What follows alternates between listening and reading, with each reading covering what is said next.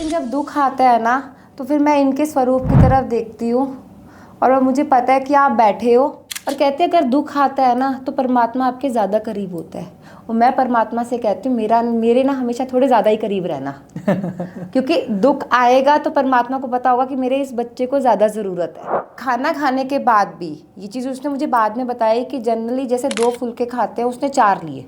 उसके बाद उसने पूरा वो प्रसाद लिया, गुरुजी का आशीर्वाद लिया, सब कुछ किया। सैटरडे का दिन था, गुरुजी के दर्शन हुए। संडे को उसकी लेग इंजरी हो गई और वो भी बहुत ख़तरनाक वाली कि उसकी इंटरनल ब्लीडिंग ही लेग की बहुत ज़्यादा हुई थी कि वो इतनी स्वेलिंग उसके अंदर।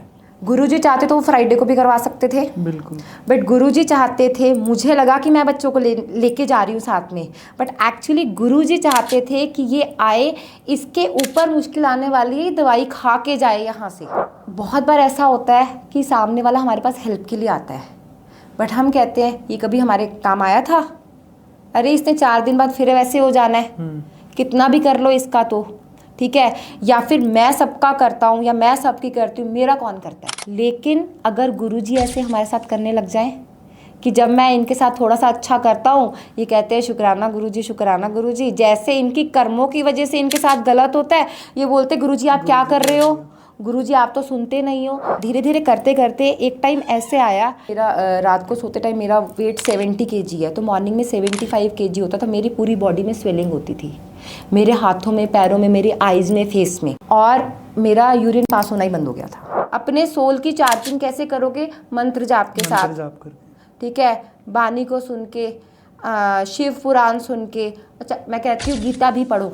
ये चीज़ें कर्म सुधारने के लिए कोशिश नहीं करेंगे, सिर्फ सोचते रहेंगे। फिर उसके 1-1.5 साल के बाद जैसे मैं लावण्या ग्रुप ऑफ एग्जीबिशन में मैं एग्जीबिशन में गई, वहाँ पर ऐसे होते हैं ना जैसे ये न्यूमरोलॉजिस्ट और ये सब होते हैं, वो खड़े थे। मैं मानती नहीं हूँ, मैं झूठ नहीं बोलूँगी, लेकिन समटाइम ऐसे होता है ना, अच्छा पूछ के देखते हैं, मानते नहीं हो। हाँ जी। उन्होंने मेरा देखा, जैसे डेट ऑफ बर्थ वगैरह पूछी, ऐसे उन्होंने बोला कि पिछले साल आपको कोई प्रॉब्लम आई थी? मैंने कहा हाँ आई थी, वो तो सॉल्व हो गई, अब तो मैं बिल्कुल ठीक हूँ। जो आपने डेट ऑफ बर्थ बताया है और आपके ग्रह चाल के अकॉर्डिंग पिछले साल आपकी मृत्यु निश्चित थी। हेलो दोस्तों, तो कैसे हो आप सभी। Welcome back to another episode. जैसा कि आप जानते हैं हम गुरुजी के बहुत ही प्यारे प्यारे सत्संग पॉडकास्ट आपके लिए लेके आते रहते हैं। तो आज हमारे साथ गुरुजी के एक बहुत ही खास संगत जुड़ी है, हिमानी चोपड़ा जिनका नाम है आंटी जी का, और इनका गुरुजी महाराज संगत के नाम से भी एक इंस्टा पे पेज है, जो कि आपने इनको कहीं ना कहीं ज़रूर, गुरुजी से अगर आप जुड़े हो तो आपने कहीं ना कहीं ज़रूर देखा होगा इनको इंस्टाग्राम पे, हर जगह मतलब इनकी वीडियोज़ वायरल हैं। और इनका क्या भाव है गुरुजी से जुड़ने के बाद, और क्यों जुड़ी हुई है गुरुजी से, क्या इनका कनेक्शन है, क्या फील करती है गुरुजी को लेके, तो वो सब चीज़ें आज हम इसमें देखेंगे और सुनेंगे कि इतना क्या इनका सत्संग है। तो आइए मिलते हैं आंटी जी से। कैसे हो जी? जय गुरुजी। जय गुरुजी। तो आपका मतलब कैसे गुरुजी से कनेक्शन बना, और आप बड़े ही मतलब आपकी वीडियो वायरल होती है इंस्टाग्राम पे भी, तो वो क्या भाव है उस चीज़ के पीछे, आप क्यों बनाते हो मतलब इस तरीके की वीडियो? ये जो इंस्टाग्राम पे मेरा पेज है, जो मेरी रील्स हैं, वो एक पेज नहीं है, वो मेरे 5 इयर्स की 6 इयर्स की लाइफ जर्नी है। जिस दिन मैं लाइफ में बहुत खुश हुई हूँ तो उस दिन भी गुरुजी ने मुझे बोला चल खड़ी और बना। और किसी दिन अगर मैं दुखी भी हुई हूँ तो मेरे आंखों से आंसू भी निकले हैं। तो मैंने जब से गुरुजी के साथ जुड़ी तो गुरुजी अपनी संगत खुद जोड़ते हैं, ऐसे हम सबको पता है, तो ये फैक्ट है। जब उनको मेरी लाइफ के जिस मूवमेंट पे लगा कि अब ये इतनी प्रिपेयर हो चुकी है कि अब मैं मतलब ये मेरे साथ कनेक्ट हो, क्योंकि वो तो हमारे साथ ऑलरेडी, वो तो परमात्मा है, उन्होंने हमको यहाँ भेजा तो वो कनेक्टेड थे। ये कब कनेक्ट होगी कि अब इस टाइम पे आके अब इसको सच का चश्मा लगाकर देखने की ज़रूरत है लाइफ में, मेरे अकॉर्डिंग अब इसको मेरी ज़रूरत रहेगी। तो फिर उसी अकॉर्डिंग मेरी लाइफ जर्नी जो गुरुजी के साथ है वो स्टार्ट हो गई। बहुत बढ़िया। मतलब ऐसा कौन सा पड़ाव था जो जिसके आपको लगता है कि हाँ अब तो बस गुरुजी है और गुरुजी ने ही मेरे साथ मतलब ये मिरेकल्स किए हैं, और कुछ ऐसा? बड़ा इमोशनल मूवमेंट था मेरी लाइफ का वो, जो मतलब मैं कहती हूँ ना कि हर मतलब जिस टाइम भी वो एक बहुत बड़ा सत्संग है, जब मैं गुरुजी को सिर्फ मुझे मेरी फ्रेंड ने बताया था कि ऐसे ऐसे बड़े मंदिर वाले गुरुजी हैं। मेरे जो मामा हैं, छोटे मामा, वो मेरी मदर से 17 ईयर्स छोटे थे, और लेकिन उन्होंने अपनी लाइफ में काम ऐसे किए जैसे एक फादर के होते हैं, कि 6 बहनों को एक साथ, मतलब हमें लाइफ में ऐसा था जैसे आज मैं लाइफ में गुरुजी को बोलती हूँ ना कि कुछ भी होगा गुरुजी देख लेंगे, किसी चीज़ की प्रॉब्लम होगी गुरुजी बैठे हैं वो संभाल लेंगे। तो उस टाइम पे हमारी लाइफ में उनकी वो आइडेंटिटी थी कि कोई प्रॉब्लम आई है ऐसे फ़ोन करके, उनका सिर्फ इतना होता था कि मैं आ रहा हूँ। तो जब वो 45 ईयर्स के थे तो उनको लिवर सिरोसिस डिटेक्ट हुआ था, और 6 बहनों के वो सबसे छोटे भाई थे, सेकंड नंबर पे, मतलब इससे 8 नंबर पे थे वो। तो उन्होंने उनको अपने बच्चों की तरह पाला था। तो हमारी पूरी फैमिली में सबसे पहली बार पता चला था कि कैंसर क्या होता है। अच्छा। तो उन्होंने ही मेरी मैरिज करवाई थी, मेरी डोली उनके घर से गई थी, मेरा पहला पग फेरा उनके हुआ था। 1 साल के पूरे जितने भी कस्टम्स होते हैं, दिवाली या लोहड़ी वगैरह, सब कुछ वो देने आए थे। अरे वाह। तो मेरे लिए तो क्या था कि वो ऐसा था कि कभी मेरी लाइफ में मेरे पेरेंट्स ना रहें, तो वो एज गैप इतना था कि वो तो रहेंगे हमेशा, ऐसे वो चीज़ रहती है। जब ये पता चला तो फिर मेरी फ्रेंड थी, उन्होंने बोला कि बड़े मंदिर गुरुजी है, तो बड़ी से बड़ी बीमारी वहाँ जाओ तो जल प्रसाद मिलता है, तो वो लेकर आ। तो मैं ऑलरेडी इतनी दुखी थी, अब मैं किसी को मना तो कर नहीं सकती थी, तो मैंने बोल दिया अच्छा ठीक है मैं संडे को चले जाऊँगी। तो मेरे को ऐसे ही कुछ सैलून पे छोटा मोटा काम था, वो मैं गई, आंखें बंद की हुई थी मैंने, कॉल आया गई है। मैंने कहा जाना था, मेरा बेटा उस टाइम 3 मंथ्स का था, मैंने कहा जाना था, अभी रह गया, मैं ऐसे ऐसे काम से मैं नेक्स्ट वीक चली जाऊंगी। मैंने आंखें बंद की हुई थी, मैंने खोली, सामने गुरुजी का स्वरूप, सेम जगह मैं जाती हूँ वहाँ पर कुछ भी नहीं था। वो मॉर्निंग में आया था उनके अकॉर्डिंग, लेकिन वो वेरी फर्स्ट टाइम मुझे फील हुआ कि परमात्मा ने बोला तू नहीं आई तो क्या हो गया, मैं तेरे पास चल के आ गया और बता। तो मुझे लगा कि भाई कुछ तो है, तो मुझे जाना चाहिए। मैं बड़े मंदिर गई बेटे को लेकर, क्योंकि 3 मंथ्स के बच्चे को भी संभालना बड़ा मुश्किल होता है। मेरे बेटे के साथ ये था, बाय बर्थ उसकी एक आई में प्रॉब्लम थी, इन्फेक्शन था, पस भर जाती थी, बट मेरा कंसर्न वो नहीं था। मेरा कंसर्न ये था कि मैं जल प्रसाद ला के अपने मामा जी को दे दूँ, क्योंकि उस टाइम में मेरा फोकस सिर्फ वहीं था। तो हम नेक्स्ट वीक संडे का बना हमारा प्रोग्राम, एज इट इज़ मेरे बेटे को रेडी किया, सब कुछ हुआ वहाँ पर, दर्शन भी हुआ। लेकिन उस टाइम ऐसा था कि वो छोटे बच्चे को देखकर सेवादार जितने अंकल थे, उन्होंने बोला मेरे को अलग से ही जो अंदर जाने दिया, मेरे हस्बैंड और बड़ा बेटा पीछे। अब वेरी फर्स्ट टाइम जो बड़े मंदिर जाएगा वो एक बार उसको डर लगेगा, बिल्कुल, क्योंकि पता नहीं होता कि आगे कहाँ मिलेंगे, सेलफोन अलाउड नहीं होते, बट वो गुरुजी की मर्जी थी, वो चाहते थे कि ऐसे दर्शन हो।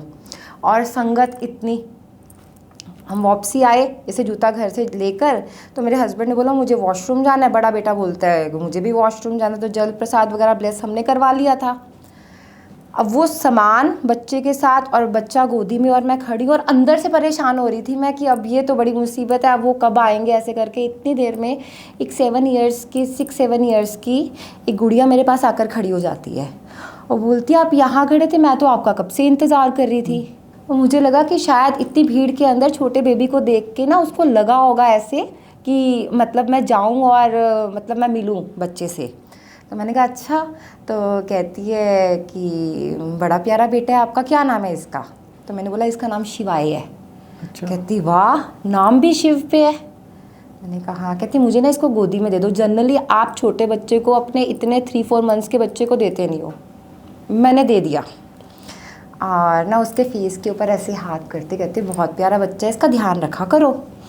तो मैंने कहा ठीक है। कहती कहाँ से आए हो आप? मैंने कहा मैं रोहिणी से आई हूँ। कहते अच्छा, इतनी दूर से आए हो? फिर मेरे माइंड में चल रहा है कि इतने छोटे बच्चे को क्या पता कि रोहिणी कितना दूर है, बट मैं हंस रही हूँ उस चीज़ के पर मन में। तो मैं कहती कि ना अच्छा नेक्स्ट टाइम मैं जब भी आऊँगी ना तो आपसे मिलके ज़रूर जाऊँगी। और मैं उसकी हर चीज़ पे कह रही हूँ हाँ बिल्कुल ऐसे, और सोच रही हूँ ये कहाँ से मेरे घर आएगी, मतलब वो मैं ऐसे सोच रही हूँ बच्चा है तो बच्चों वाली बात कर रहा है। फिर मैंने पूछा आपका नाम क्या? कहती मेरा नाम सितारा है, ऐसे करके उसने बोला। और इतनी देर में बस उसने मुझे पकड़ाया है, वो ऐसे आई है और ऐसे जाने वाले रास्ते पर चली गई। मेरा ध्यान बिल्कुल भी नहीं गया कि मैं वेरी फर्स्ट टाइम गई थी कि बड़े मंदिर में अपने इतने छोटे बच्चे को कोई छोड़ता ही नहीं है। हाँ जी। क्योंकि संगत इतनी होती है ना, उसकी कोई मदर फादर मतलब कोई भी नहीं है उसके साथ। वो मेरे साथ बात करके गई है, वो एक रास्ते से आई, वापस उधर नहीं गई और उधर चली गई। मेरे लिए ये एक कोइंसिडेंस था कि ऐसा हो गया होगा। तो मैं पहुंची हूँ रात को, मैंने मेरी फ्रेंड को ऐसे लिखा कि मैं हो आई हूँ, अच्छे दर्शन हुए, जल प्रसाद ले आई हूँ, बट ये एक थोड़ी सी अजीब चीज़ हुई मेरे साथ। फिर उसने बोला कि ये तो बहुत बड़ा सत्संग हुआ है आपके साथ, कि देखो क्या हुआ है ऐसे, कि ये तो मतलब कि बहुत लकी है कि वेरी फर्स्ट टाइम गई है और तेरे को तो गुरुजी ने दर्शन दे दिए। ये तो हमारी लैंग्वेज में सत्संग बोलते कि तेरे साथ सत्संग हुआ है। मैं बोल रही हूँ नहीं कोइंसिडेंस हुआ है मेरे साथ, नहीं कोइंसिडेंस नहीं हुआ है। मैं फिर हैरान कहती हुआ क्या है, कुछ तो अलग हुआ होगा अगर ये हुआ। मैंने मेरे बेटे को देखा, जब मैं लेकर गई थी उसकी आई में सेम वैसे स्वेलिंग थी, और 2-3 दिन मैंने पहले न्यूज़पेपर में कहीं ऐसे पढ़ा था कि अगर बहुत दिन तक ऐसे होता है तो वो आई ख़राब हो जाती है, बट मैंने ध्यान नहीं दिया। मैं घर से गई, मैंने रेडी किया, उसके पिक्चर्स क्लिक किए हैं जिसपे उसकी आई में स्वेलिंग है। लेकिन जब मैं बड़े मंदिर से आई हूँ और अब मैं वो सितारा को, मैं ऐसे बच्चा तो नहीं बोलूँगी, मैं बोलूँगी कि गुरुजी आए थे, उन्होंने आकर उसको पकड़ा, उसको हाथ लगाया, और जब मैं बड़े मंदिर से आई हूँ उसकी आई बिल्कुल ठीक थी। वो दिन है और आज 7 इयर्स का हो गया, आज तक उसकी आई में उस दिन के बाद कोई प्रॉब्लम नहीं आई विदाउट एनी मेडिसिन। अरे वाह, शुक्राना। शुक्राना गुरुजी। वेरी फर्स्ट टाइम था जब गुरुजी ने मुझे एहसास दिलाया था कि तू मांगने कुछ भी आई है, तेरे को मैं दूंगा वही जो तेरे लिए ज़रूरी है। बिल्कुल। तो ये पहला ऐसा था कि हम संगत को ना मतलब प्रमाण की ज़रूरत होती कि परमात्मा कहाँ पर है, और गुरु जी को अगर अपनी संगत को किसी के साथ जोड़ना है तो वो हर वो चीज़ करेंगे, वो हर प्रमाण देंगे अपने होने का। बिल्कुल। गुरु जी एकमात्र शक्ति हैं जो ना सिर्फ सुनते हैं, वो अपने भक्तों को, अपनी संगत को समझते भी हैं और रिप्लाई भी करते हैं। मतलब अगर मैं कह रही हूँ ना रिप्लाई करते हैं, तो रिप्लाई करते हैं। बिल्कुल करते हैं। हम एक छोटी सी चीज़ ही ले लेते हैं कि जैसे हम सोचते हैं कि गुरुजी प्रेजेंस फील कराओ, आज मेरे को देखना है ये, तो गुरुजी तुरंत करा देते हैं, एक मिनट नहीं लगाते, वो एंड टू एंड आपको उसका आंसर भी मिलेगा और वो प्रेजेंस फील कराएंगे। बिल्कुल। तो इसीलिए कहते हैं हमें उनको परखने का हक नहीं है, उनके ऊपर छोड़ दो कि उनको क्या करना है, क्या करवाना है, सब बस उन्हीं पे छोड़ दो। Total surrender. Total surrender. जिस दिन से मैंने अपने को टोटल सरेंडर कर दिया ना, अब अगर मैं कभी, देखो इंसान है तो खुश भी होंगे और दुखी भी होंगे। बिल्कुल। लेकिन जब दुख आता है ना तो फिर मैं इनके स्वरूप की तरफ देखती हूँ और मुझे पता है कि आप बैठे हो। ये दुख भी जो होगा ना, पता नहीं कितना 100% होगा, 5% ही तो है सिर्फ। बिल्कुल। और कहते हैं अगर दुख आता है ना तो परमात्मा आपके ज़्यादा करीब होता है, और मैं परमात्मा से कहती हूँ मेरे ना हमेशा थोड़े ज़्यादा ही करीब रहना क्योंकि दुख आएगा तो परमात्मा को पता होगा कि मेरे इस बच्चे को ज़्यादा ज़रूरत है। बिल्कुल। और ये हवा चलती है तो दिखती नहीं है, महसूस होती है। गुरुजी हैं तो ये महसूस होता है। तो देखो ना, ये भाव है आपके, कितने प्यारे भाव है कि आप कहते हो कि थोड़ा सा दुख मेरे को हमेशा मिलते रहना चाहिए ताकि मालिक मेरे पास में रहे। तो ये सबके अपने अपने भाव होते हैं। बट ये पहले ऐसा नहीं था, पहले मैं घबरा जाती थी। अभी मैं रिसेंट का ये एक सत्संग शेयर करती हूँ। हाँ जी। कि अभी मेरे रिसेंट में एक भजन भी आया गुरुजी तेरे बिन विहान का। हाँ जी। तो वो गुरुजी ने एक्चुअली मुझे मेरा बर्थडे गिफ्ट दिया था।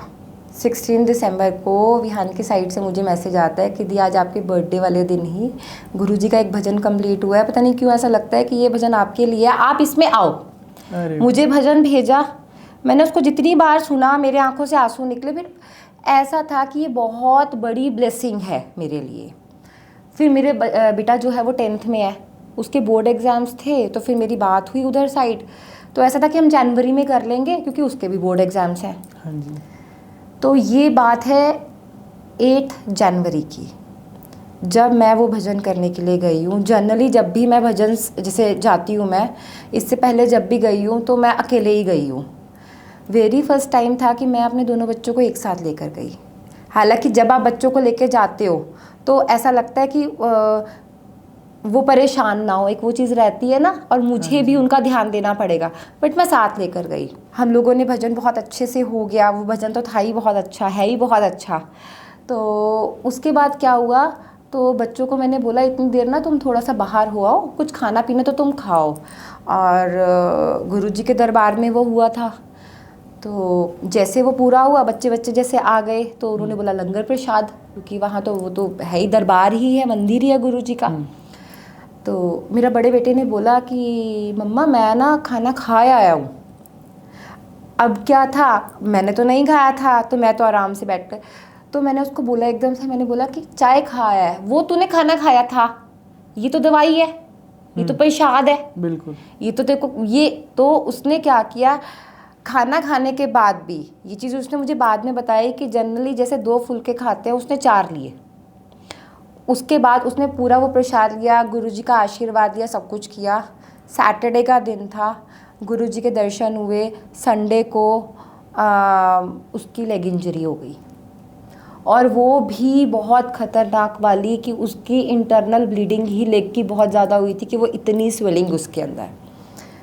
गुरुजी चाहते तो वो फ्राइडे को भी करवा सकते थे, बिल्कुल। बट गुरुजी चाहते थे, मुझे लगा कि मैं बच्चों को लेके जा रही हूँ साथ में, बट एक्चुअली गुरुजी चाहते थे कि ये आए, इसके ऊपर मुश्किल आने वाली दवाई खा के जाए यहाँ से। पहले से ही लंगर खिला दिया। लंगर खिला दिया, अपने दर्शन करवा दिए, जो हम गुरुजी के दर्शन को तरस रहे थे कि गुरुजी बुला लो, गुरुजी बुला लो। मैं कहती हूँ आऊँगी तब जब आप बुलाओगे। वो दिन है 1 महीना, ना दिन देखा ना रात देखा, क्योंकि 10 डेज़ के बाद उसका ये सिचुएशन आ गई थी। फिर एक चीज़ हो रही, नेक्स्ट डे जब हम उसको मॉर्निंग में लेके जाने लगे, मेरी सिस्टर की कॉल आई कि हॉस्पिटल लेके जा रहे हो। वो भी क्या हुआ, किसी और हॉस्पिटल लेके जा रहे थे और एकदम से किसी और दूसरे हॉस्पिटल का प्लान बन गया। कहते तू परेशान तो नहीं हो रही है? तो मैंने ऐसे बोला, अच्छा परेशान क्यों होना है, मुझे पता है गुरुजी ने उसको अपनी गोदी में बिठा के रखा हुआ है, मैं क्यों परेशान होऊंगी। मैं ऐसे खड़ी हूँ, तो रोहिणी में सरोज हॉस्पिटल है, हाँ जी, ठीक है, हम वहाँ ऐसे गए हैं। मैंने ऐसे करके कार में से ऐसे आइज ऊपर किए है, तो स्कूटी के ऊपर 2 अंकल जा रहे थे, और गुरुजी के जैसे बड़े बड़े पोस्टर, जैसे वो होते हैं ना कि बड़े बड़े सत्संग में होते हैं, गुरुजी का स्वरूप रेड ब्लैक कलर के चोले में, सरोज हॉस्पिटल के बाहर। मेरे जैसे मैंने वर्डिंग बोली, और ये मेरे को ऐसा लगा कि परमात्मा कह रहा है, भी तेरा बाप तो पहले ही यहाँ से, तेरा प्यो पहले ही खड़ा है यहाँ पे, तू टेंशन मत ले, कि तू सोचे ना कि तेरा कोई नहीं है, मैं हूँ, मेरी मर्जी से ही आई है, और मैं तेरे आने से पहले यहाँ पर खड़ा हूँ। ये एक चीज़ हुई। फिर 10 डेज़ के बाद स्वेलिंग कम होनी चाहिए थी, उसकी स्वेलिंग इतनी ज़्यादा बढ़ गई। तो फिर मेरे एक रिलेटिव है, उन्होंने बोला कि भाई अगर ज़्यादा देर तक इन्फेक्शन रहे तो लेग भी कट हो सकती है। बिल्कुल सही। रास्ता समझ में नहीं आ रहा था। मैं गुरुजी को बोलती, गुरुजी रास्ता दिखा दो बस, मुझे पता है आप साथ में हो।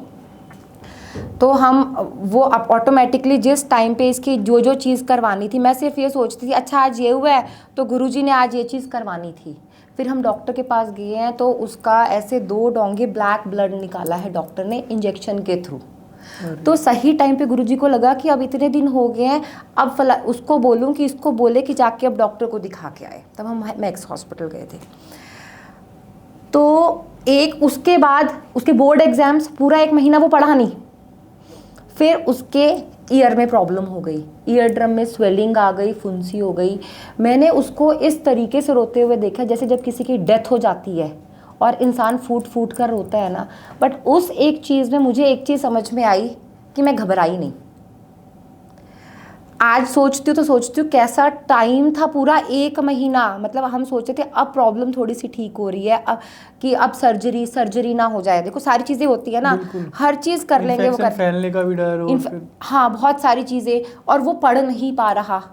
1 महीना हो गया, हर चीज़ गुरुजी ने एकदम सॉर्टेड करवा दी। उसके बाद क्या हुआ, मैं नॉर्मली ऐसे बोल रही हूँ मेरे बेटे को, अब फेथ देखो, मैं बोल रही हूँ 1 मंथ चला गया और फरवरी में तेरे बोर्ड एग्ज़ाम्स हैं, कुछ प्रिपेयर नहीं कर पाया, और पूरा 1 महीना आप घर में बैठा, जैसे नॉर्मली बात करते हैं बात। तो कहते हैं मम्मा आप ये देखो, उस टाइम ना इंस्टाग्राम में किडनैपिंग्स के केसेस बहुत आ रहे थे। कहते हैं सोचो, आपको पता है मैं बाहर घूमता रहता हूँ, ठीक है, मैं स्कूटी पे भी जाता हूँ, अपने फ्रेंड्स के साथ भी जाता हूँ। हो सकता है इस 1 महीना गुरुजी ने मुझे घर बिठाया हो, कि मैं बाहर जाऊंगा तो ये इंसिडेंट हो सकता है, मेरे साथ हो जाता। तो ये एक बच्चे का फेथ है गुरुजी के ऊपर कि अगर मैं 1 महीना भी बैठा हूं ना तो ये मेरी बेटरमेंट के लिए है। बाहर जाता तो पता नहीं मेरे साथ क्या हो सकता था, इससे भी बुरा कुछ भी हो सकता था। फिर 1 महीना उसने पढ़ाई नहीं की तो उसके बाद उसको पढ़ाई करने की स्पीड जो थी वो 5x 10x पे हो गई। तो गुरुजी को पता था वैसे भी अगर ये ठीक रहता तो इसने उतना तो पढ़ना नहीं था। हाँ। अब उसको भी पता था कि अब 10-15 दिन रह गए, तो वो हर गुरुजी को सिर्फ ये बोलना है कि आप हमें डायरेक्शन दिखाते जाओ, हम चलते जाएंगे। बिल्कुल, हमारी लाइफ का यही है। आंटी जी आप हमें ये बताएं कि आप ये एस्ट्रो को और इन सब चीज़ों को, पंडित को कितना मानते हो या नहीं मानते, कितनी हद तक ये सच है, और आपने अपने सत्संग भी नहीं शेयर करे कुछ अपनी लाइफ से रिलेटेड, तो वो भी बताएं। देखो ज्योतिषी एक जिसे बोलते हैं एस्ट्रोलॉजी क्या है, हाँ ये जी। भी एक तरीके की स्टडी है। तो मैं इस चीज़ को सही और गलत पे तो नहीं जाऊंगी क्योंकि देखो स्टडी है तो वो कुछ ना कुछ सोच समझ के, लेकिन गुरुजी क्या कहते हैं कि गुरुजी के वचनों में से ये है कि आप इन सब के चक्करों में मत पड़ो, क्योंकि आप जिसको पूछने के लिए जाओगे उसको कितना ज्ञान है आपको नहीं पता, ठीक है। तो वो कई बार क्या होता है ना कि आधा अधूरा ज्ञान जो है फिर वो आपके लिए हेल्पफुल नहीं है। और इसी से रिलेटेड एक मेरा बहुत बड़ा सत्संग है कि अगर आज मैं यहाँ पर बैठकर इस पॉडकास्ट में बैठी हुई हूँ तो ये मेरा सेकंड बर्थ है। और ये जो मुझे पता चला ये भी मुझे किसी एग्जीबिशन में एस्ट्रोलॉजर ने बताया था। ये मैं आपको बताती हूँ सत्संग, आज से 3 इयर्स पहले की बात है। इंस्टाग्राम मेरा चैनल चल रहा था, सब कुछ था, पेज चल रहा था। मेरा क्या था, डे बाय डे मेरी हेल्थ ख़राब होती जा रही थी।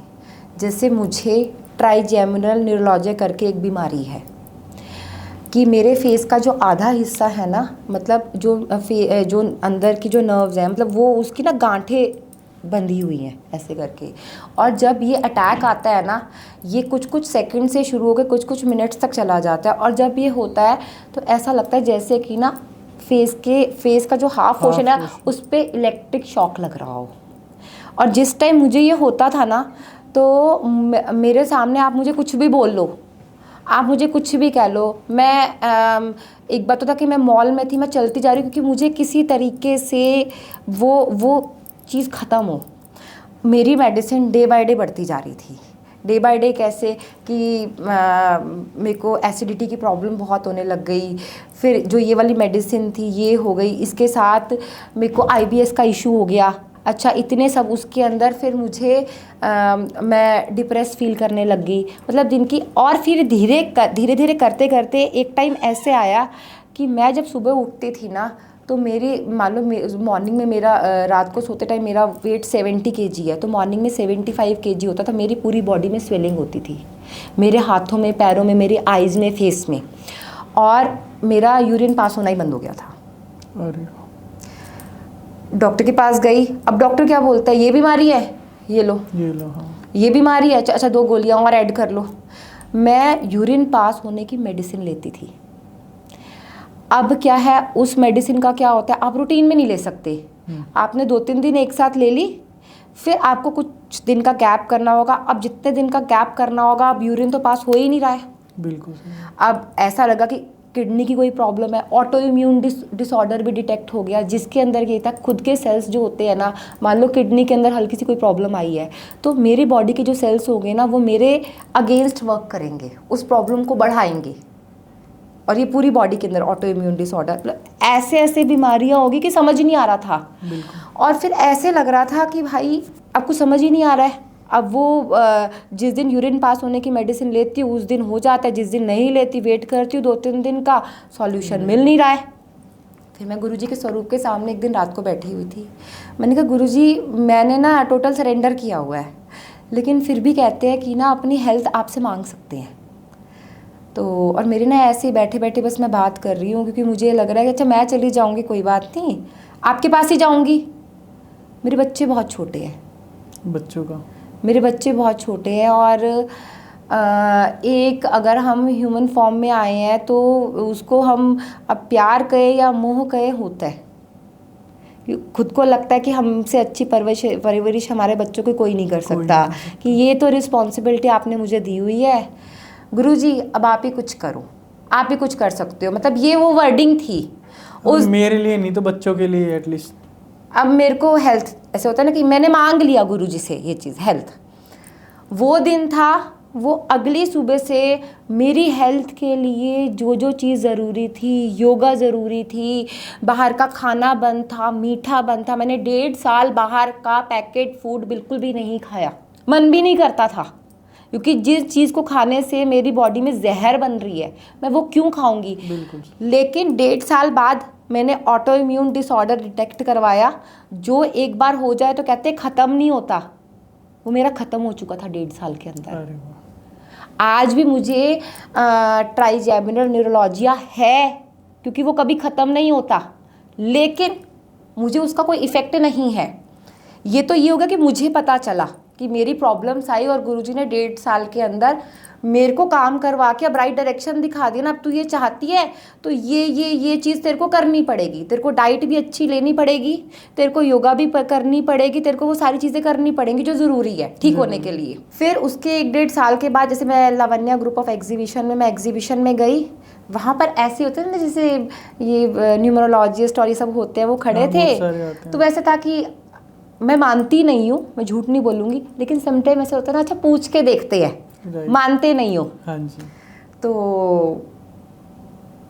उन्होंने मेरा देखा, जैसे डेट ऑफ बर्थ वगैरह पूछी, ऐसे उन्होंने बोला कि पिछले साल आपको कोई प्रॉब्लम आई थी। मैंने कहा हाँ आई थी, वो तो सॉल्व हो गई, अब तो मैं बिल्कुल ठीक हूँ।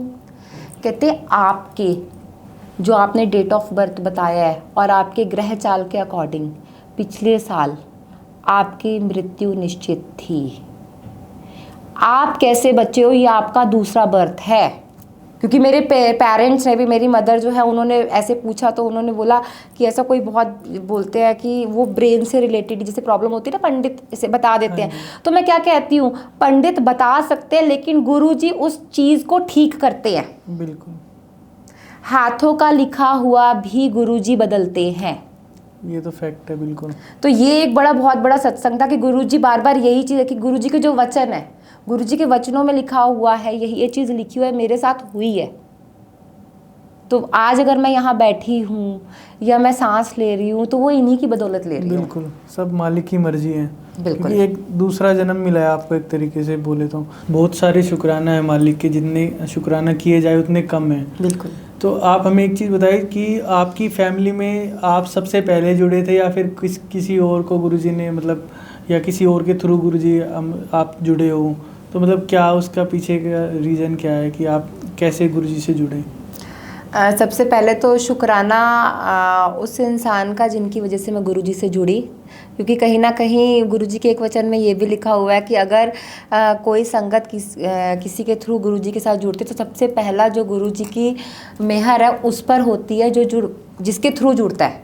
ठीक है, तो मेरी फैमिली में कोई भी ऐसे नहीं जानता था जब मैं गुरुजी के साथ जुड़ी, ना मेरे इन लॉज के साइड में, ना मेरे पेरेंट्स के साइड से। तो जब मैं जुड़ी तो जुड़ाव वो इतना गहरा था कि गुरुजी मुझे नहीं पता था कि गुरुजी ड्रीम में दर्शन देते हैं।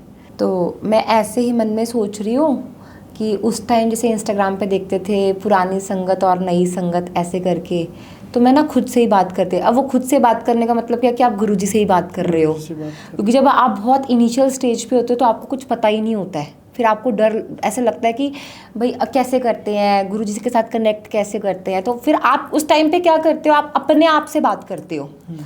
तो मैं ऐसे सोचती थी कि ना मैं तो बहुत नई हूँ, ऐसे मैं तो कि अभी तो मैं गुरुजी के साथ जुड़ी हूँ और गुरुजी मेरे पे ध्यान देंगे, गुरुजी मेरे को, मतलब मैं तो कितनी पीछे होंगी, मतलब गुरुजी का जो प्यार ऐसे है, मतलब मैं उनको कहाँ दिखती होंगी ऐसे करके। मुझे ये भी नहीं पता था कि गुरुजी ड्रीम में दर्शन देते हैं। तो मेरे को उसी रात को एक ड्रीम आता है कि बहुत बड़ा जैसे स्टेडियम होता है ना, गुरुजी वहाँ पर बिल्कुल बीच में गुरुजी का टेबल है, गुरुजी चेयर पे बैठे हुए हैं और सब लोग गुरुजी के आसपास है और मैं बहुत पीछे हूँ भीड़ में। और गुरुजी एकदम से ऐसे बोलते हैं कि एथिया। तो आई वाज लाइक अच्छा किसको बोल रहे हैं, वो मुझे बुला रहे हैं। मैं ड्रीम में सोच रही हूँ आज गुरुजी मैं आपको दिख रही हूँ।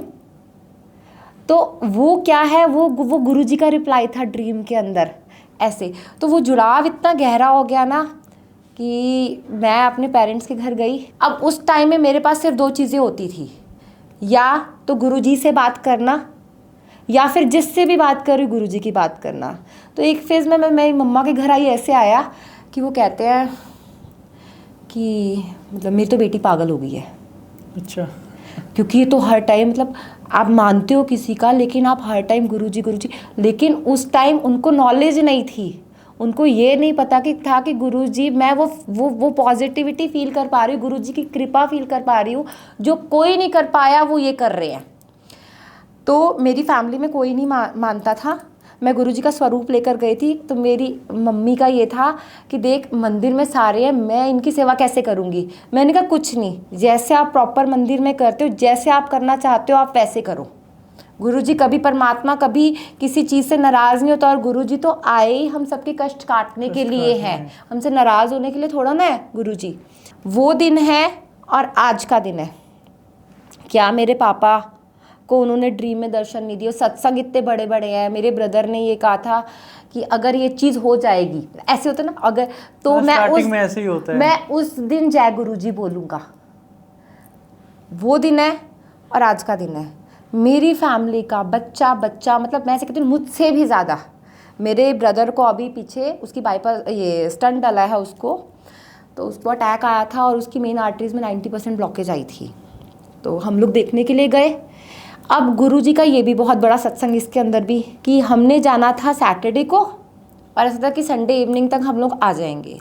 फिर ऐसे बना कि संडे मॉर्निंग जाएंगे और मंडे मॉर्निंग आ जाएंगे, कि हालांकि थोड़ा डिफ़िकल्ट था बट मुझे था कि नहीं संडे मॉर्निंग। हम लोग संडे मॉर्निंग गए हैं, बिल्कुल ठीक है। वो स्टंट डल के वो घर आ गया, आराम से बात कर रहा है, सब कुछ है कि चलो गुरुजी की मेहर से टाइमली सब कुछ पता चल गया, स्टंट डल गया, अब नॉर्मल है। रात को हम रुके हुए हैं, बात करके उसके रूम से हम आए हैं। रात को 1 बजे मेरी भाभी एकदम से चिल्ला के बोलती है उसको कुछ हो गया, उसको सांस नहीं आ रहा। अच्छा।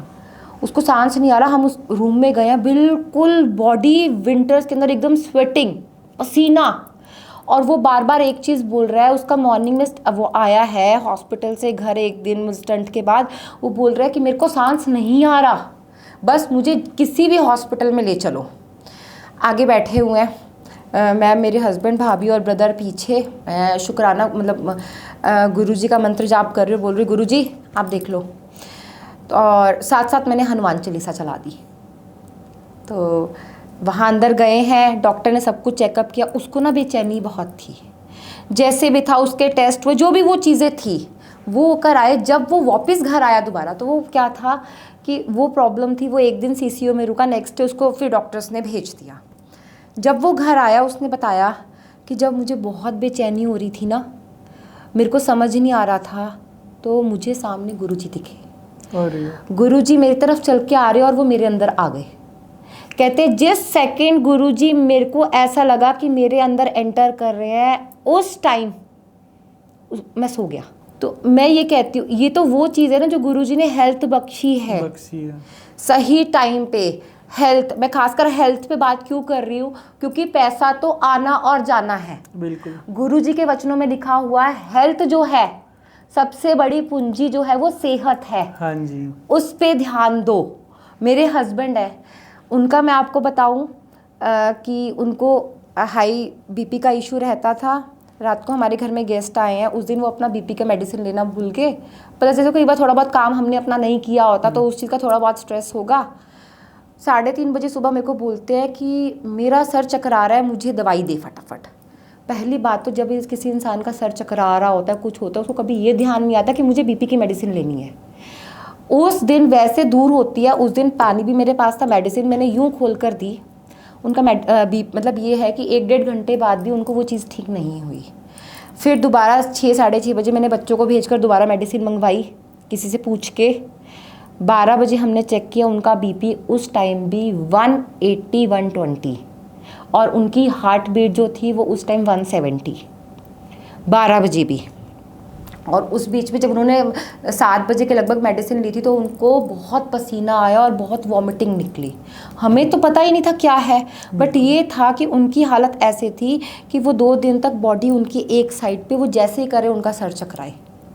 ठीक है, तो हम लोग डॉक्टर के पास, तो हमने डॉक्टर को बताया ये चीज़ है, तो वो चल तो सकते ही नहीं थे, बॉडी में वीकनेस बहुत थी। डॉक्टर ने बोला इनकी कंडीशन ये है कि इनको मुझे आकर दिखाना पड़ेगा। दिखाया, मेडिसिन वगैरह ली, जो कुछ भी था। तो 2 दिन एज इट इज़ चलता रहा, बट वो धीरे धीरे करके हमको ये पता चला कि जो उनको उस दिन आया था, ये गुरुजी ये बताने की कोशिश कर रहे थे उस दिन अगर वो मेडिसिन ना लेते तो उनको कुछ भी हो सकता था। परमात्मा कहता है कि दुख दूंगा लेकिन हारने नहीं दूंगा। हारने नहीं दूंगा। नहीं तो लोग सोए के सोए रह जाते हैं।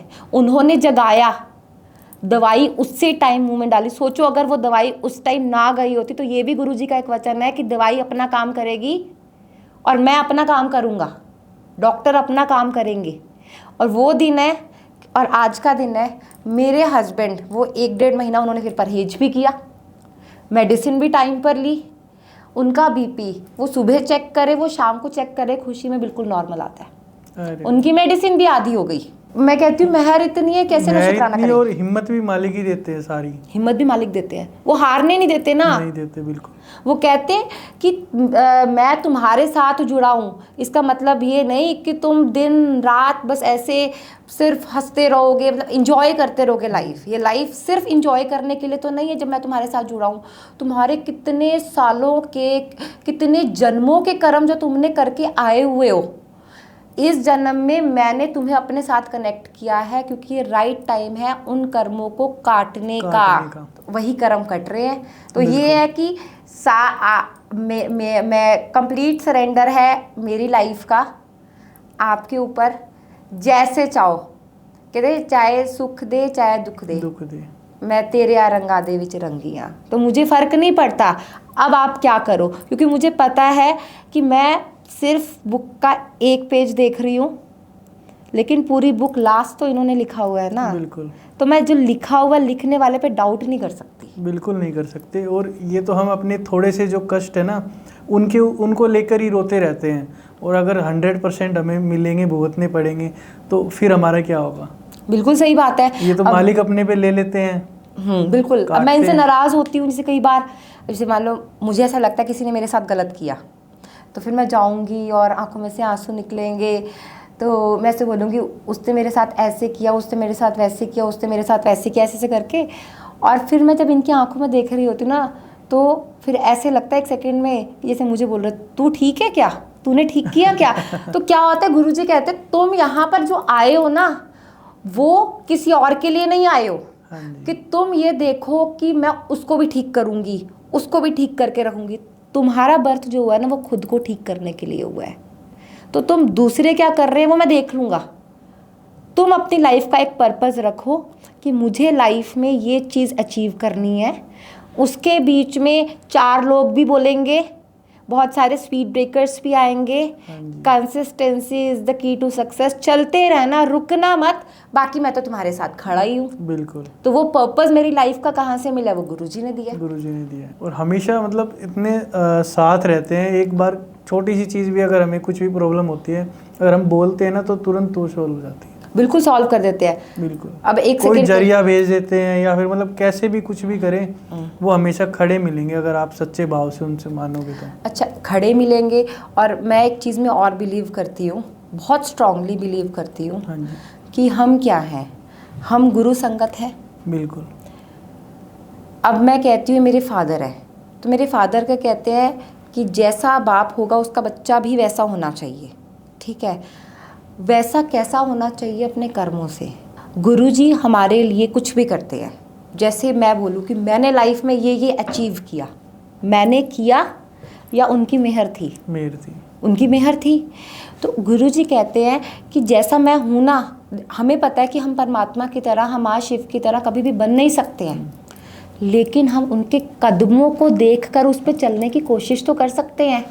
हम किसी की भी लाइफ में हेल्प करेंगे। देखो क्या होता है, मैं ये जनरल एक बात बता रही हूँ, कि बहुत बार ऐसा होता है कि सामने वाला हमारे पास हेल्प के लिए आता है, बट हम कहते हैं ये कभी हमारे काम आया था, अरे इसने 4 दिन बाद फिर वैसे हो जाना है, कितना भी कर लो इसका तो ठीक है, या फिर मैं सबका करता हूँ या मैं सबकी करती हूँ, मेरा कौन करता है।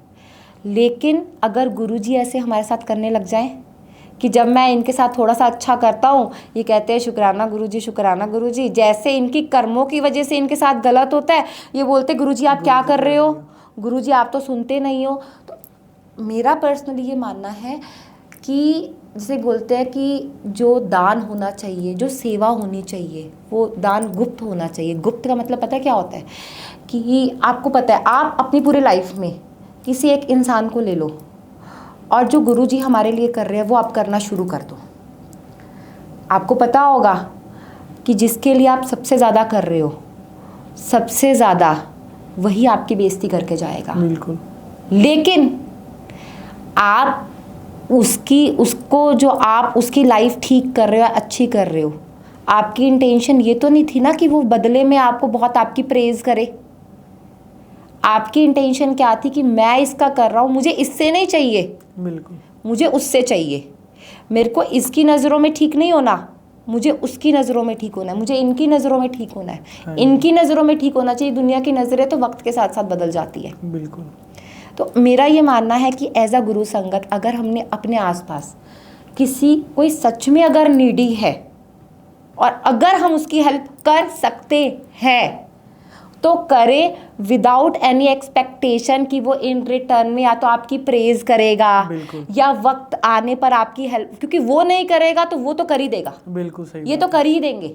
या फिर गुरुजी की जो पोलाइटनेस है या इक्वालिटी है, क्योंकि मैंने पर्सनली ये देखा है, अपने आसपास भी देखा है कि हम क्या करते हैं, हमारा बात करने का तरीका बदल जाता है। बिल्कुल। बड़े मंदिर में जाते हैं, वहाँ पर एक थाली के 4 संगत होती है, वो अमीर होगी गरीब होगी, गुरुजी ने क्लियर किया है पैसे मेरे लिए मैटर नहीं करते कहीं भी, तुम्हारे कर्म मैटर करते हैं। मैं कर्मों को देखकर तुमको जो देना होता है वो देता हूँ या कष्ट काटता हूँ, ठीक है।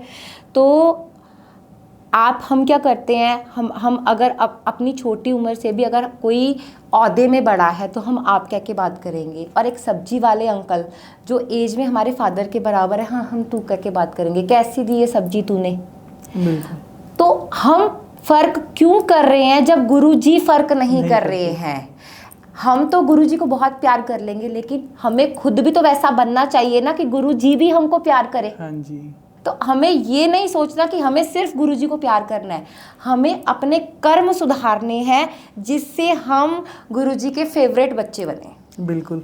आपने अभी जैसे बताया कि हेल्प करने वाली, जैसे नीडेड पर्सन की, तो मैंने अभी क्या है कि मैंने एक छोटी सी सेवा और स्टार्ट की है। मैंने 30 दिन का चैलेंज लिया हुआ है। अच्छा। जो कि 23 डेज उसमें कंप्लीट हो चुके हैं। पर डे मैं किसी ऐसे इंसान की सेवा करता हूँ कि उसके लिए मैं कुछ कर पाऊँ, चाहे वो मेरे से 5 रुपए का एक बिस्किट का पैकेट ही क्यों ना बने। ठीक है। तो मैं एज ए अपनी डेली लाइफ में ये 30 दिन के लिए कर रहा हूँ, जो कि 23 डेज कंप्लीट हो चुके हैं। आप देखना, जो भी संगत है वो ज़रूर चैनल पे देखना, मैंने शॉर्ट्स वीडियो काफ़ी अपलोड की हुई है।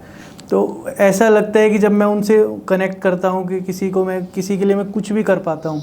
हालांकि करने वाला मैं नहीं हूँ, मालिक करवाने वाले हैं, वो हिम्मत देते हैं। कई बार ऐसा लगता है ये 30 दिन कैसे कंप्लीट होंगे, और आज तो मेरे को कोई दिखाई नहीं कि आज मैं किसको ढूंढूं। जब मेरे को छोटे बच्चे मिल गए तो उनको कुछ सामान जैसे पढ़ने से रिलेटेड हो गया। जैसे अभी मैं रिसेंटली कल की बात बताता हूँ, तो एक बुज़ुर्ग बाबा जी बैठे थे रोड पे ऐसे ही अपना बिछा के, तो मैं उनके पास गया। तो मैंने पूछा कि आपको क्या खाना है, नाइट का टाइम था, मैंने कहा खाना वाना खाना हो तो पूछ लेता हूँ, तो आज की मेरी सेवा भी पूरी हो जाएगी और ये भी हो जाएगा। तो मैंने उनसे पूछा, कह रहे नहीं मैं कुछ नहीं खाऊंगा, और मैं दूध भी नहीं पीता, मैं ये भी नहीं करता, वो भी नहीं करता। तो मैंने सोचा कि यार इसको पैसे दे दूंगा तो ये ले लेगा तुरंत। सो फिर मैंने उससे 2-3 चीज़ों की और पूछी। फिर उन्होंने कहा कि आप मेरे को ब्रेड पकौड़े ला के दे दो। तो फिर मैं उसके लिए फटाफट ब्रेड पकौड़े लेके आया, उसको पैक करा के उसको दिए। तो फिर मेरी सेवा कल की पूरी हुई। तो ऐसे ही मतलब बड़ा अच्छा लगता है जब किसी के लिए हम कुछ कर पाते हैं ना, तो मतलब एक बहुत अच्छी फीलिंग होती है।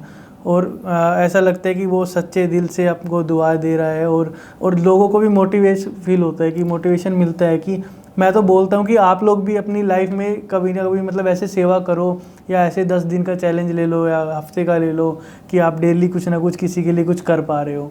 बिल्कुल। और पता है, करने के लिए मुझे ऐसा लगता है कि हमें कोई बहुत जाने की भी ज़रूरत नहीं है। हमारे आसपास ही हमें रूटीन के अंदर भी इतने लोग मिल जाते हैं।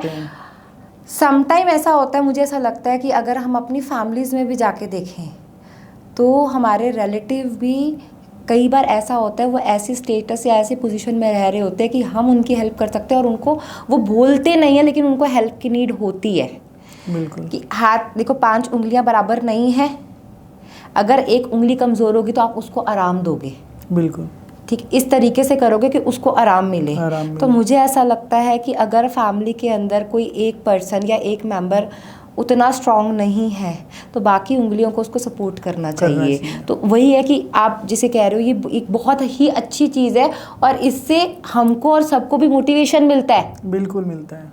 और वो एक खुशी जो होती है, खुशी और निस्वार्थ होनी चाहिए। मतलब मेरा इसमें कोई ऐसा लालच नहीं है कि मैं कुछ अपने लिए ऐसा, बस ऐसा मेरे को भाव आया सो मैंने ये चीज़ें स्टार्ट करी। ये फैक्ट भी है कि हम अपने लिए बड़ी से हम मर्सिडीज़ भी ले आएंगे ना, मर्सिडीज़ लाने से पहले खुशी होगी कि हमने लेनी है, उसके आने के बाद शायद 1 दिन तक रहे, बस 2 दिन 3 दिन तक। लेकिन अगर आप उसका इतना सा भी पोर्शन किसी नीडी को दे दो ना, आप हमेशा देखना कि इंसान ये ना, हम लोगों को ना एक्चुअली अभी पुराने टाइम के जो लोग थे वो इस चीज़ को एक्चुअली प्रैक्टिकली करते थे, इसीलिए वो खुश रहते थे। आजकल हम पता है क्या हो गया है, सिर्फ अपने एक शेल तक सीमित रह गए हैं। मैं, मेरे 2 बच्चे और ये मेरा घर, और बस यहीं तक, इन्हीं के लिए कमाना है, इन्हीं के लिए करना है। ठीक है। अब पहले के टाइम में देखो, एक गांव के अंदर अगर किसी की बेटी की शादी होती थी, कि अगर किसी ने लड़की की शादी में जाना है ना, तो पूरा गांव उस शादी में जाता था, लेकिन कुछ खा के नहीं आता था, और अपनी तरफ से हेल्प करते थे, अन्नदान करके आते थे, पूरा करके आते थे कि ये हमारी बेटी की शादी है। मतलब पूरे गांव की बेटी की शादी है, और जो दामाद होता था वो उस घर का नहीं होता था, पूरे गांव का होता था। आज का थॉट प्रोसेस क्या है कि फलाने की लड़की शादी के लायक हो गई है, अब देखेंगे जब रिश्ता करेंगे, शादी करेंगे। आप समझ रहे हो इस चीज़ का? तो ये थॉट प्रोसेस है। जबकि जो असली खुशी मिलती है ना, जब हम किसी दूसरे के लिए करते हैं ना, वो खुशी हमें कितने सालों तक जब भी उसको याद करते हैं वो मेमोरीज में फीड हो जाती है कि आज हमने किसी के लिए अच्छा किया। क्योंकि खुशी भी कहते हैं ना, बांटने से बढ़ती है। तो मतलब मेन चीज़ ये है कि जो गुरुजी के वचन हैं, हमें उन पर चलना बहुत ज़रूरी है। एज अ गुरु संगत ये हमारी रिस्पॉन्सिबिलिटी है। हाँ जी। और अगर हम गुरुजी के 105 वचन देखें, अगर हम उनको हर रोज़ पढ़ लें और उनको समझकर अपनी लाइफ वैसा बनाना शुरू कर दें, तो हम कहते हैं कि अब ऑलरेडी गुरुजी के फेवरेट बच्चे तो हो ही जाएंगे, और हमारी खुद की लाइफ इम्प्रूव होनी स्टार्ट हो जाएगी। गुरुजी कहते हैं शिव पुराण पढ़ो। क्या हम शिव पुराण रूटीन में पढ़ते हैं? गुरुजी कहते हैं पानी पियो, क्योंकि आपकी मैक्सिमम जो बीमारियां हैं वो पानी से ठीक होंगी। मालिक बताते थे कि पानी ज़्यादा पिया करो। बिल्कुल। अच्छा, कि बहुत सारी अच्छी चीज़ें गुरुजी कहते हैं कि मैं जो यहाँ पर इस दुनिया में आया हूँ वो अपने संगत के कष्ट काटने के लिए आया हूँ, कि सब संगत जो है वो मेरा एक परिवार है। ठीक है ना? तो बहुत अच्छा लगता है कि गुरुजी ने अगर इस गुरु संगत में हमें ऐड किया है, तो फैमिली का एक मेंबर बनाया, तो एक रिस्पॉन्सिबिलिटी बनती है एज अ गुरु संगत कि लोग ये मत बोले कौन सी मतलब तुम ये किसके कदमों पर चल रहे हैं। मतलब ये होता है कि लोग पूछे अच्छा ये किसको मानते हैं, कि इतने अच्छे कर्म, इतना अच्छा इंसान, मतलब पूछना चाहिए ताकि हम भी अपनी लाइफ उसी अकॉर्डिंग इम्प्रूव कर सके, उस परमात्मा के साथ या उस गुरु के साथ जुड़कर। कि कहते हैं पाठ सिर्फ बुक्स पढ़ना ही नहीं होता है। अगर एक इंसान अपने रूटीन की एक्टिविटीज़ भी बहुत अच्छे से कर रहा है, जो उसका कर्म है, जो उसकी जॉब है, जो उसका काम है, जो उसका घर संभालना है, तो ये भी एक तरीके का पाठ है। अगर एक हस्बैंड अपनी वाइफ और वाइफ हस्बैंड और दोनों मिलकर बच्चों का पालन पोषण बहुत अच्छे से करते हैं, तो ये भी एक तरीके की पूजा है, एक तरीके का पाठ है, एक तरीके की सेवा है। आज की डेट में एक्सपेक्टेशंस ही इतनी ज़्यादा है, हम क्रिएशंस ही आपस में एक दूसरे के साथ मतलब ऐसे रहता है कि एक्सपेक्टेशंस इतनी हाई है। क्यों? सब भिखारी हैं, कटोरा लेकर खड़े हुए हैं। किसी को प्यार चाहिए, किसी को इज्जत चाहिए, किसी को पैसा चाहिए, किसी को टाइम चाहिए। तो बोलेंगे ये मुझे पैसा नहीं देते हैं, ये मुझे टाइम नहीं देते हैं, इस रिलेशन में मुझे रिस्पेक्ट नहीं मिलती है, मेरे तो बच्चे ही मेरी इज्जत नहीं करते हैं। क्यों चाहिए तुमको? किस लिए चाहिए? क्योंकि तुम इनकम्प्लीट हो। एक इनकम्प्लीट दूसरे इनकम्प्लीट के साथ जुड़ के कभी कंप्लीट नहीं हो सकता। कंप्लीट सिर्फ गुरुजी है, परमात्मा है, महाशिव है। अगर हमें हमारे सोल को पीस मिलेगा वो सिर्फ परमात्मा के साथ, गुरुजी के साथ कनेक्ट, क्रिएटर के साथ जुड़ के हो सकता है। क्योंकि जो जितना अमीर होगा, जो वो उसका कटोरा उतना बड़ा होगा परमात्मा के आगे। अर्जुन ऐसे दुर्योधन को अगर देखे ना, दुर्योधन के पास सब कुछ था, हाँ जी, लेकिन परमात्मा नहीं थे। और अर्जुन के पास परमात्मा थे, उसको बाकी किसी और चीज़ की ज़रूरत ही नहीं थी। वो तो परमात्मा के पास गया भी था कि मुझे सिर्फ आप चाहिए, सेना भी नहीं थी। तो अर्जुन की अगर आप लाइफ देखो तो वो बहुत इजी नहीं थी, बहुत डिफ़िकल्ट थी। लेकिन जीत किसकी हुई? जिसके साथ परमात्मा खुद खड़े थे। हमें या तो लाइफ में इंजॉय करें, या फिर हमें जो इस लाइफ में आए हैं इसको जीत के जाएं। और इसको ऐसे खाली बैठकर नहीं जीत सकते। परमात्मा कहते हैं तुम अपनी नॉलेज बढ़ाओ, तुम अपने स्किल्स इंप्रूव करो, तुम मेरा ध्यान लगाओ। अपने सोल की चार्जिंग कैसे करोगे? मंत्र जाप के साथ, ठीक है, बानी को सुन के, शिव पुराण सुन के। अच्छा, मैं कहती हूँ गीता भी पढ़ो, क्योंकि उसको पढ़ने के बाद आपको बहुत क्लियरिटी मिलती है लाइफ में। ऐसा नहीं कि मैं कुछ नहीं करूँ, परमात्मा को यही कहती हूँ, हर रोज़ दिमाग में डालते गीता पढ़। मैंने पढ़नी भी शुरू की हुई है। अरे वाह। तो ये चीज़ें कर्म सुधारने के लिए कोशिश नहीं करेंगे, सिर्फ सोचते रहेंगे। तो ये तो मतलब फैक्ट है कि अगर आप गुरु के वचनों पे चलोगे तो आपकी लाइफ में जो भी समस्या है वो सब एकदम सॉर्ट आउट होती चली जाएगी। बिल्कुल ऐसे कहते हैं, मैंने सत्संग किया, मैं कौन होती हूँ सत्संग करने वाली? राइट, ठीक है। ईगो क्लैशेस बहुत होते हैं आजकल। तो गुरुजी कहते हैं जिसके मन में ईगो है, जिसके अंदर मैं है, तो उसके अंदर फिर मैं नहीं हो सकता। मैं नहीं हो सकता।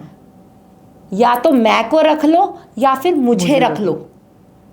तो वो गुरुजी के वचन ही, मैं कह रही हूँ गुरुजी के वचनों में से ही निकला हुआ है कि अपने अंदर ईगो निकाल दो, मैं को निकाल दो कि मैंने ये किया, मैंने वो किया, अरे मैंने सत्संग बहुत अच्छा किया, मैंने कुछ भी नहीं किया।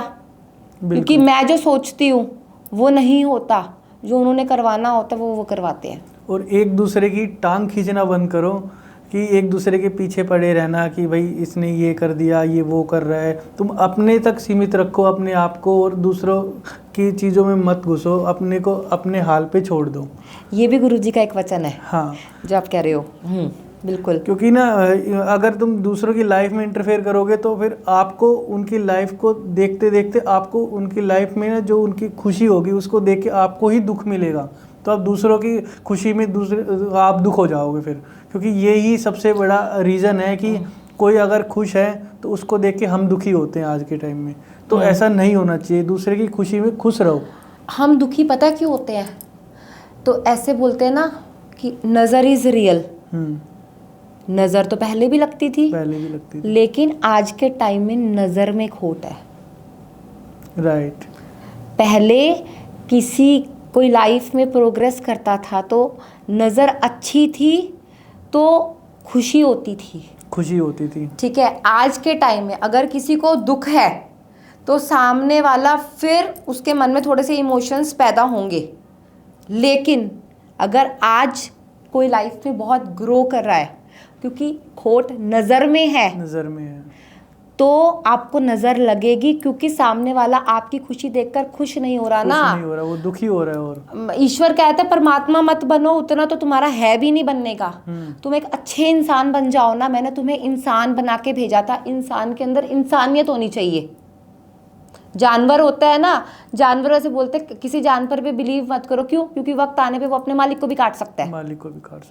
लेकिन इंसान के अंदर इमोशंस है ना, वो फील कर सकता है सामने वाले की खुशी और दुख। फिर वो क्यों नहीं कर पा रहा? और जितने भी जो भी गुरुजी के वचन है ना, अगर आप उनको अपनी लाइफ में धारण करोगे तो आपकी लाइफ ना एकदम सफल हो जाएगी। और ये किसी दूसरे का जो ये सोशल मीडिया पे आजकल चल रही है, जो पोस्ट डालते हैं लोग, एक अफवाह फैलाते हैं, अपने गुरु का नाम बेकार करते हैं, खराब बिल्कुल। करने में लगे हुए हैं, तो उन सब चीज़ों को कहीं ना कहीं अपनी कॉमन सेंस थोड़ा सा लगा के उन सब चीज़ों से दूर रहो और उनको फॉलो मत करो और उन पे कमेंट्स भी मत करो ताकि उनको बढ़ावा ना मिले। तो ऐसे बहुत सारे एआई वाले भी मेरे वीडियोस साथ हुआ बना है, रहे हैं। मेरे बेटे के बोर्ड एग्जाम्स चल रहे हैं, उस पे अब आजकल नया पोस्ट आ रहा है, तेरे बेटे के एग्जाम बहुत अच्छे होंगे, बड़ा अच्छा रिजल्ट, नीचे जय शुक्राना गुरुजी लिख। तो इन सब चीज़ों पे जैसे बताया आंटी ने भी, तो इन सब चीज़ों पे ज़्यादा ध्यान मत दो क्योंकि ये सब चीज़ें फेक है। ओनली गुरुजी है जो सब कुछ है। गुरुजी पे ध्यान लगाओ, गुरुजी से सच्चे भाव से आप जुड़ो और कनेक्शन बनाओ। तो आज का सत्संग हम यहीं पे वाइंड अप करते हैं क्योंकि आंटी जी के बहुत सारे सत्संग अभी और भी पेंडिंग है और हम चाहेंगे कि दोबारा भी इनको लेके आएँ और आपके लिए और सत्संग सुनाएं हम आपको। और ऐसे ही हम आपके लिए नए नए सत्संग लेके आते रहेंगे। इस सत्संग को ज़्यादा से ज़्यादा शेयर करें ताकि और भी संगत जो भी सुने इस सत्संग को, तो उनके कहीं ना कहीं कष्ट कटे और कहीं ना कहीं उनको हेल्प मिले, इसके द्वारा कुछ ना कुछ उनकी लाइफ में चेंज आए। तो मिलते हैं हम आपको नए सत्संग में, नए एपिसोड में। जय गुरु जी, शुक्राना गुरु जी। जय गुरु जी, शुक्राना गुरु जी।